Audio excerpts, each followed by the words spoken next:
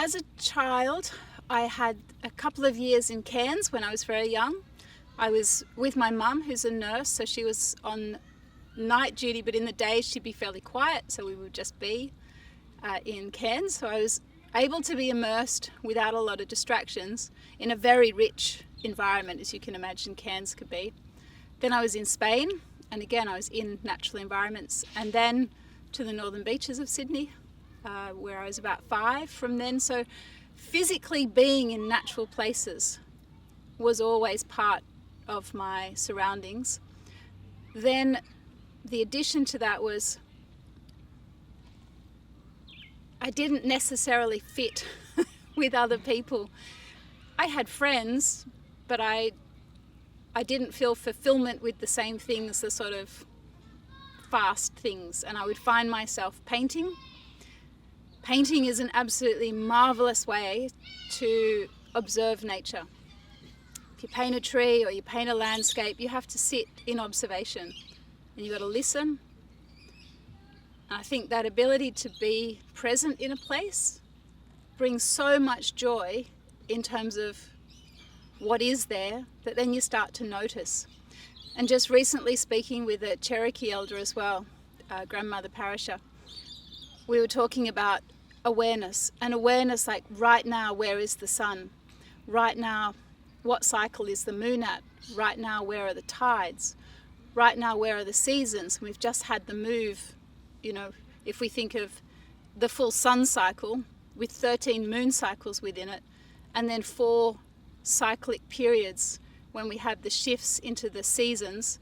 And I definitely recognize that for a lot of First Peoples, particularly here, there's the recognition of the 6 seasons, which matches what's happening in the landscape itself. But when we look at the big pictures of where the sun's at relative to the earth, there's the 4 quadrants.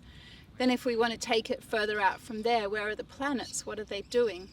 So I feel when we, even if one was to go outside at night time before going to bed and look up at the stars, which again has been normal to me for a very long time, and now it's enhanced because we have these wonderful apps. I won't particularly promote any one, but you could Google, there's lots there. And you get used to where the stars are. It then helps you have another perspective and another layer. And part of the benefit of that is the small things don't seem so overwhelming. I think when you work in the field of ecology, as we've mentioned with a couple of the delegates here, we have that conversation that we know that there are some things that are actually in absolute crises. However, that's not what we share with the general public, because there's no point moving people to apathy. And how do we work with that? When we see things being, it's not just about seeing trees get cut down, it's on a very large scale.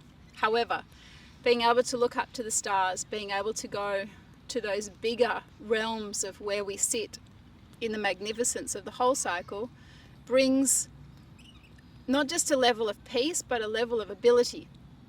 Because when we know that we're part of something that large, we have a greater ability to know not of me, but through me.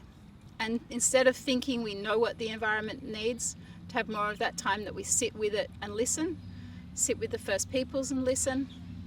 And I think as a child that was something that normally came about because, as I said, I just didn't feel fulfilled just doing the running, and I love running and all. Yeah, something was different, but I find it's the quiet times that were used as the solitude that helped me see nature.